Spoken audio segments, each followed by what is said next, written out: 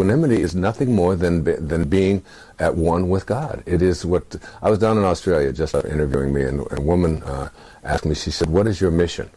And I said, without even realizing what I said, my mission is God realization.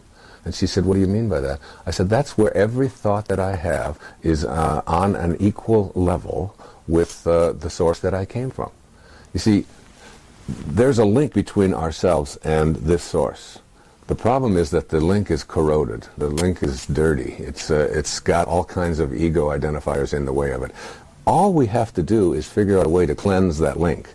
And the more you shed these layers of ego, that I am better than everybody else, I am what I do, I am my reputation, I am what others think of me, I am separate from everybody else. Once we get rid of all of these ego identifiers and remove them, what we do is we get to that place where we see God, we see love, we see peace in everything and everyone that we encounter. That's all it takes. That's what equanimity is. Well, the major difference between spirituality and religion is that religion is something that divides us, and spirituality is something that unites us. And anything that divides us weakens us.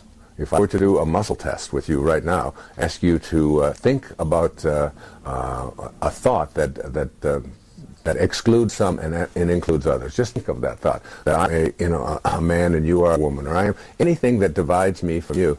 And I do a muscle test and I just put your arm down, you would find that when you think thoughts that divide us, you get weaker.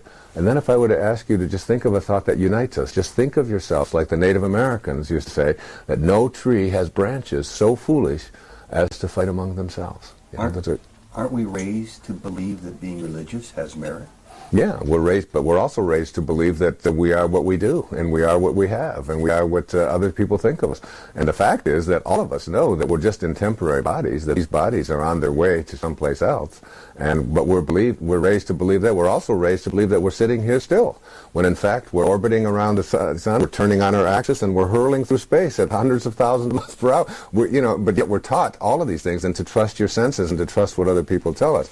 But there's a place within us, a deep, peaceful, loving, knowing place that know that who I am is not a human being here having a spiritual experience. It's the reverse, that who I really am is a spiritual being having a temporary human experience. That's who I am, and that's where you have to live. An elderly spiritual teacher whose name is Sai Baba, who lives in India, comes to you in your dreams. Right. Who is Sai Baba? Why does he come to you, and what does he tell you? I'm not sure why he comes to me. It just started happening several years ago. I started lecturing about this being, and this is someone who lives at God consciousness, who has what is said of Jesus, the gift of fish and loaves. So that the ability to manifest, for example, all of us have the ability to manifest something, but usually there's a time line between what we think about and what we create. Deepak Chopra and I put together a series of tapes one time, and we talked about the 4 ways to get strawberry ice cream. So the lowest way to get strawberry ice cream is to have a thought, gee, I'd really like to have some strawberry ice cream. And then you get up and go to the store and you go get your strawberry ice cream, and you had a thought, an invisible thing, and you got on your bicycle, you walked and you came back, and that's a miracle. But the second way to get strawberry ice cream is to have a thought and stay right where you are and tell your children to go get it. Okay, so that's like you're sitting there and they go get it for you. So that's the second way. The third way is to have a thought, gee, I'd really like to have some strawberry ice cream. And somebody walks by and says to you, excuse me, is this your strawberry ice cream? And when that happens, we call this synchronicity, and isn't that it is like this collaboration with fate? Isn't this an amazing thing? I was just thinking about strawberry ice cream, and everybody's had that experience.